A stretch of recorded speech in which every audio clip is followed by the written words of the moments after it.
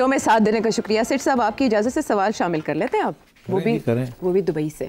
ओहो अजहर रसूल साहब, पिछले 12 से 15 साल से मैं देख रहा हूँ 2 कीवर्ड्स पे मीडिया कंटेंट क्रिएट करता है, एक इमरान खान और एक पीटीआई। इन 2 कीवर्ड्स पे उनका जो है ना वो वीडियोस बिकती हैं और कंटेंट बिकता है। जैसे पीटीआई की ऑडियंस ये देखती है कि इमरान खान को अच्छा किसने बोला है, और मुस्लिम लीग नून की ऑडियंस ये देखती है कि इमरान खान को आज बुरा किसने बोला है टॉक शोज में।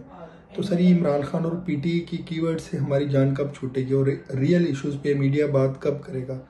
जैसे ई कॉमर्स इंडस्ट्री है, उसके इश्यूज जो लोकल चलते हैं, पूरी दुनिया में ई कॉमर्स इंडस्ट्री बूम पे चली गई और हमारे अभी भी फ्रॉडुलेंट केसेस हैं, कस्टमर राइट प्रोटेक्शन पॉलिसी नहीं है, पेमेंट गेटवेज नहीं है, उसके अलावा अमेजोन नहीं है और जितनी भी बड़ी बड़ी कंपनीज हैं दुनिया में नहीं है। तो सर, इन इश्यूज पे बात कौन करेगा? मुस्लिम लीग नून ने 2021-22 में बकौल उनके सियासी कुर्बानी दी है और मुल्क को डिफॉल्ट होने से बचाया है और पीडीएम की गवर्नमेंट को लीड करने लग गए थे। तो आम आदमी तक उनकी इस कुर्बानी का जो पैगाम है वो कब तक पहुंचेगा और उनको कब इस कुर्बानी का सिला मिलेगा? भाई साहब, मैं आपसे एग्री करता हूँ बिल्कुल। मैं आयशा के साथ यही रोता हूँ कि भाई वो शुरू इमरान खान से होता है और एंड एस्टेब्लिशमेंट पे होता है और नून लीग बीच में घूमती रहती है।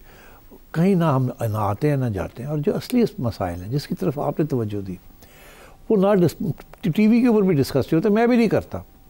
अच्छा, वो तो इसके और वो क्यों होता है ऐसे, क्यों नहीं हम ये चीज़ें डिस्कस करते? आपने बहुत अच्छे एग्जांपल्स दिए, financial gateways and integration with the global economy and so on and so fourth. And that's where the real growth has to come from. That's where employment is going to be generated for the young. बात ये जी कि हमारी जो viewers हैं ना, आप जैसे कम ही लोग हैं। हम ज़्यादातर शौकीन लोग हैं कि जी आप कहीं चले जाएं, सड़क पे खड़े हो जाएं, आप किसी खाने पे चले जाएं, किसी गेट टुगेदर पे चले जाएं, वहाँ भी यही बातें होती हैं। आप वाली बात कोई नहीं। वो 4 बिजनेसमैन कहीं खड़े होंगे किसी कोने में, तो वो शायद बात कर लें कि मईशत में क्या हो रहा है या ये क्यों नहीं हो रहा। मगर ये जो चीज़ें आपने जो हाईलाइट की हैं ये वो भी नहीं डिस्कस करते। तो मतलब है कि अगर जिन लोगों को डिस्कस करना चाहिए वो भी पूछे, ओ जी क्यों हो रहा है, ओ जी वो फलाने ने बयान देता है, ओ जी फलाने ने शुगल कॉन्स्टेंटली सारी जगह पे जहाँ बैठक है वहाँ यही बातें हो रही हैं। तो फिर हम कहाँ जाएँ? अब हाँ, आप हमें कह रहे हैं कि हम कुछ तालीम भी दें, इस किस्म के इशूज़ को रेज़ करें। मतलब है कि अगर हम वो रेज़ करते हैं तो आप जैसे 10 लोग सुन लेंगे, बाकी भाग जाएंगे। और जैसे जब वो भागेंगे तो हमारी चैनल ओनर कहेगा ये थोड़ी तो रेटिंग गिर गई, तुसी तो गल्ला ही नहीं करते जी आवाम सुनना चाहती है। तो इसमें हम सब जो है ना, वी आर ऑल गिल्टी। आवाम भी सीरियसली नहीं लेना चाहती बहुत सी चीज़ें, और शुगल they want to have a fun and games. इसीलिए ऑल दिस हम लोग लगे रहते हैं यही चीज़ें, क्या हो रहा है क्या नहीं हो रहा, क्या हो रहा है क्या। और ये ट्विटर ने तो पागल कर दिया है, एक रील के बाद दूसरी रील आ रही है। और आप समझें, मैंने आज तक कोई इम्पॉर्टेंट रील नहीं देखी जिसके अंदर कोई तालीम भी हो। सारी रील्स जो आ रही हैं इस वक्त टिकटॉक की या दूसरी जो आ रही हैं, they are all about animals and models and God knows what. अब है बड़ी इंटरेस्टिंग, आप तो घंटे बैठ के रीलें देख सकते हैं। तो हमारी सारी जो कौम है ना वो लगी हुई है इन्हीं चीज़ों में। So but I agree with you, हमें we should be discussing this. एक और साहब का भी एक सवाल आया है, तजवीज़ आई है कि हमें भी इस प्रोग्राम के अंदर कोई सीरियस इश्यूज़ को भी टैकल करना चाहिए जैसे आपने कहा। और मैं ये अपनी टीम के साथ ज़रूर ये बात डिस्कस करूँगा और बिल्कुल ऐन मुमकिन है कि हम अगले चंद हफ्तों में कुछ अपने प्रोग्राम के अंदर तब्दीली करें जहाँ हम कुछ सीरियस इश्यूज़ भी जो हैं, रिफॉर्म ओरिएंटेड इश्यूज़, उसकी तरफ भी हम तवज्जो दें। तो वो जो रिफॉर्म्स मुस्लिम लीग नून ने करने की कोशिश की इकोनॉमी के साथ, उनका सिला कब मिलेगा? इनके सवाल का दूसरा हिस्सा ये है। जी बिल्कुल सही कह रहे हैं, उनका सिला कब मिलेगा। देखिए उन्होंने ये क्यों किया, ये तो उनका बयान ही है ना कि हमने कुर्बानी दी है, और चंगी भली कुर्बानी दी थी ने। मतलब है कि आज इलेक्शन हुए थे फारग ने कुर्बानी तो दी थी। तो फिर कुर्बानी किसकी? कुर्बानी ये है कि देखिए खान साहब जिस हाल में छोड़ गए थे ना, काफ़ी बुरा हाल था। और अगर वो डिफ़ॉल्ट जिसकी जिक्र आता था कि डिफ़ॉल्ट हो गया, तो क्या करेंगे? आप इमेजिन नहीं कर सकते कि अगर उस वक़्त हम अपनी डेट पेमेंट्स ना कर सकते और डेट पेमेंट्स के लिए IMF और सऊदी अरेबिया ना आते और चाइना ना आता हमारी मदद में, और ये जो मुश्किल इक़दाम हैं, पॉलिसी डिसीजन जो लिए हैं, ये हम ना लेते, तो कुछ भी नहीं रहना था। यहाँ राइटिंग शुरू हो जानी थी। उस श्रीलंका में तो आपने कुछ नहीं देखा, यहाँ जो होना था, यहाँ तेल नहीं मिलना था आपको, आपकी गाड़ियाँ बंद हो जानी थी, आपकी ट्रेन्स बंद हो जानी थी, आपकी सारी इंपोर्ट्स बंद हो जानी थी, LC खुलने बंद हो जाने थे, फैक्ट्रियाँ बंद हो जानी थी। Within 3 months the whole country would have collapsed. एक चीज़ के बाद दूसरी चीज़ कोलैप्स करती, बिकॉज ये कंट्री जो है it's dependent on imports. 70-80 billion की इम्पोर्ट्स है। अगर आप उनके लिए पे नहीं कर सकते तो ऑलरेडी आपको उधार रुपये देने के लिए कोई तैयार नहीं है, इसीलिए आपको रिजर्व्स बिल्डअप करने पड़ रहे हैं। तो मैं ये समझता हूँ कि वो कुर्बानी तो उन्होंने दी है for the sake of this country. Of course मेरा ख्याल है उनको मज़े भी, उन्होंने ख्याल था कि थोड़ा जाए प्राइम मिनिस्टर भी बन जाइए, अल्लाह खैर सल्ला, पता नहीं आगे उन्हें मौका मिलेगा कि नहीं। और फिर इस्टेब्लिशमेंट का भी बड़ा ज़ोर था कि हमने इमरान को नहीं आने देना और आपने आके चलाना है, वेदर यू लाइक इट और नॉट। और तो मतलब इस किस्म के इश्यूज़ थे। मगर अब आप कह रहे हैं आगे इनकी पॉलिसी ये है कि आप देख रहे हैं मरीम नवाज़ क्या कर रही है, आहिस्ता आहिस्ता कतरा कतरा वो लोगों को, नौजवान तबके को स्पेशली और बूढ़े लोगों को वो अपनी तरफ वापस खींच रही है। यहाँ छोटे छोटे प्रोजेक्ट्स चला रही है जिसके साथ पूरी फैमिलीज़ को इफेक्ट हो रही है। किसी फैमिली के अंदर एक बच्चे को स्कॉलरशिप मिल जाती है, वो सारी फैमिली आपकी हो जाती है। किसी को मोटरसाइकिल मिल जाती है, वो सारी आपकी हो जाती है। किसी को सोलर सेल्स मिल जाते हैं, वो सारे आपके हो जाते हैं। She is continuing to do this कि relief at the micro level. Macro level के ऊपर अभी कोई रिलीफ पॉसिबल नहीं है, कम से कम 2 साल के लिए कोई रिलीफ पॉसिबल नहीं है। मगर ये ऐन मुमकिन है कि अगर ये इकॉनमी अगले 2 साल खींच गई और ये जो, तो उसके बाद मुमकिन है कि ये टैक्स रेट्स भी गिर जाएंगे और ये मुमकिन है कि बजट्स भी बन जाएंगे फॉर डेवलपमेंट पर्पसेस और इकॉनमी जो है 6-7% पे ग्रो करनी शुरू हो जाएगी। मगर we need to get there.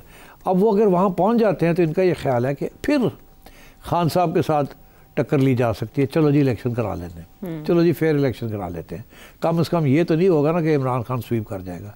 Economy grow कर रही होगी, बहुत से लोग जो हैं इनको, उन्होंने ये जो मुश्किल हालात हैं इनको भूल गए होंगे या इनको माफ़ कर दिया होगा और इनका बयानिया बेहतर हो गया होगा, और ख़ुसूसन पंजाब के अंदर। And that's where the, because Sindh तो इनके हाथ में नहीं है, कराची इनके हाथ में नहीं है, KP इनके हाथ में नहीं है, तो at the end of the day Punjab ही रह गया ना। तो पंजाब में तो मरीम लगी हुई है। ये ख्याल है इनका, ये कोशिश है कि 2-3 साल तक मईशत ग्रो कर जाए, लोग ये मुश्किल दिन जो है भूल जाएं, अच्छी चीज़ें आनी शुरू हो जाएं, प्रोजेक्ट्स बनने शुरू हो जाएं, एम्प्लॉयमेंट बढ़ जाए, इन्फ्लेशन कंट्रोल में रहे, तनख्वाहें जो हैं वो बढ़ जाएं और ये टैक्स रेट्स गिरा दिए जाएं, बिजली की कीमत और ना बढ़े। इनकम्स बढ़ जाएंगी तो बिजली की कीमत नहीं बढ़ेगी तो डिस्पोजेबल इनकम बेहतर हो जाएगी, and so on and so fourth. तो ये प्लान है। अब क्या ये इनको, और खान साहब का प्लान बिल्कुल इसके बरक्स है। वो कहते हैं इनको बैठने नहीं देना, ये बैठ गए तो जम ही ना जान। बिल्कुल यही कि जी ये कामयाबी ना हो जाए, अगर कामयाब हो गए तो मेरा क्या होगा, मेरी जो सपोर्ट बेस है वो डाइल्यूट ना हो जाए, कुछ लोग इधर जो इनके खिलाफ खफा हैं, नाराज़ हैं, वो वापस तो इनके पास चले जाए, एंड सो ऑन। तो ये आगे कशमकश है अगले 2-3 साल की। आपके जवाब से इतने सवाल निकले हैं कि वही आपके व्यूअर्स ने माइंडफुल क्वेश्चंस किए हैं। तो हम क्विकली अहमद रज़ा साहब का सियालकोट से सवाल शामिल कर लेते हैं। जैसे इन्होंने कहा कि वफाक के पास पैसे नहीं हैं और वफाक खुद जो सी है वो अपने बजट्स चलाने के लिए बहुत मजबूर हुई है, तो फिर किस तरह पंजाब के अंदर ये कह सकते हैं कि तरक्की हो रही है और पंजाब जो है बहुत ज़्यादा डेवलप कर रहा है। और जैसे हम अखबारों में भी देख रहे हैं कि पंजाब में बहुत ज़्यादा प्रोजेक्ट्स अरबों रुपए के मरीम नवाज़ साहिबा स्टार्ट कर रही हैं और कर भी चुकी हैं, तो फिर ये कैसे कह सकते हैं सेठी साहब के वफाक के पास पैसे नहीं हैं? क्या मरीम नवाज़ वो लंदन से पैसे लेके यहाँ पे आ रही हैं या कहीं और से पैसे पाकिस्तान में मूव हो रहे हैं? इसके बारे में थोड़ा सा सेठी साहब चिड़िया से पूछ के बताएं कि कहाँ से आ रहे हैं। ये मैंने पहले भी एक्सप्लेन किया, मेरा ख्याल है वो आपने सुना नहीं। फेडरल गवर्नमेंट और प्रोविंशियल गवर्नमेंट में फ़र्क क्या है? ज़्यादातर पैसे जो कलेक्ट होते हैं टैक्सेस से और इम्पोर्ट ड्यूटी से, वो फेडरल गवर्नमेंट कलेक्ट करती है।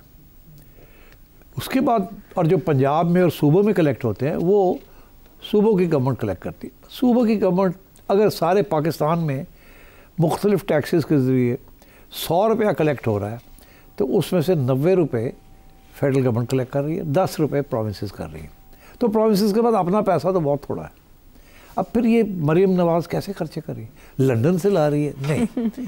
फेडरल गवर्नमेंट कानून के मुताबिक, आइन के मुताबिक, नेशनल फाइनेंस कमीशन अवार्ड के मुताबिक कोई अगर 100 रुपया फेडरल गवर्नमेंट कलेक्ट कर रही है तो उसमें से 61 रुपये, 60, 75, 65 रुपये प्रोविंसेस को दे देती है। वो ऐसे करके चेक दे देती है कि अब आप चलाएं अपनी प्रोविंस को।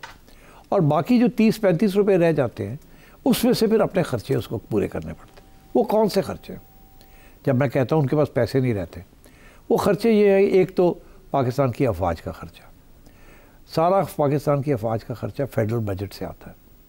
तो आप समझें कि वो जो 35 रुपये रह गए हैं उसमें से 20 रुपये तो फेडरल गवर्नमेंट के फ़ौज ले जाती, या चले आप समझे 15 रुपये ले जाती, बाकी रह गए 20। उस 20 में से कुछ 10-15 रुपये ले जाती है फेडरल गवर्नमेंट आप पे उनके जो अपने एक्सपेंसेस हैं, एडमिनिस्ट्रेटिव एक्सपेंसेस वगैरह वगैरह। फिर आ गया डेट सर्विसिंग, वो जो कर्जे लिए हुए फेडरल गवर्नमेंट ने वो भी तो देने हैं ना, वो प्रॉमिसेस नहीं देने, वो फेडरल गवर्नमेंट ने देने हैं। फेडरल गवर्नमेंट के पैसे लिए हैं उन्होंने फेडरल बजट चलाने के लिए, उनके लिए पैसे नहीं रहते इनके पास। फिर वो ये बहस शुरू हो जाती है कि जी नेशनल फाइनेंस कमीशन अवार्ड को चेंज किया जाए। ये प्रोविंसेस जब बहुत ज़्यादा पैसे ले जाते हैं और फजूल खर्ची करते हैं, बड़ी करप्शन होती है वहाँ। और फेडरल गवर्नमेंट के पास ज़्यादा पैसे रहने चाहिए बिकॉज सारे खर्चे तो फेडरल गवर्नमेंट के हैं। मगर वो आइन के अंदर ये कोई भी प्रोविंस ये आज के ज़माने में मानने के लिए तैयार नहीं है, बिकॉज उनकी एग्रीमेंट के बगैर ये हो नहीं सकता। या तो कि कॉन्स्टिट्यूशनल अमेंडमेंट हो जाए कि नेशनल फाइनेंस कमीशन अवार्ड जो है उसमें से इस वक्त पंजाब को कोई 56-57% जो रह जाता है पैसा उसमें से मिलते हैं, तो वो कम किया जाए, सिंध का कम किया जाए, टोटल पैसे जो जाते हैं फेडरल गवर्नमेंट से वो कम किए जाएँ ताकि फेडरल गवर्नमेंट के पास ज़्यादा पैसे रह जाए। तो ऐसी सूरत हाल नहीं है, वो तो एक ढेला तैयार नहीं, ना पंजाब तैयार है, ना सिंध तैयार है, ना केपी तैयार है। तो इसलिए ये लंदन से पैसे नहीं आते, ये फेडरल गवर्नमेंट इस्लामाबाद से पैसे आते हैं और वो अपने प्रोविंस में वो खर्च कर रहे हैं। क्योंकि जो मेजर डेवलपमेंट प्रोजेक्ट्स होते हैं वो तो फेडरल गवर्नमेंट करती है, PSDP जिसे कहते हैं public sector development programme. Province तो अपने छोटे छोटे सड़कें बना ली, ये कर लिया वो कर लिया, इससे ज़्यादा प्रोविंस नहीं करती कुछ भी। और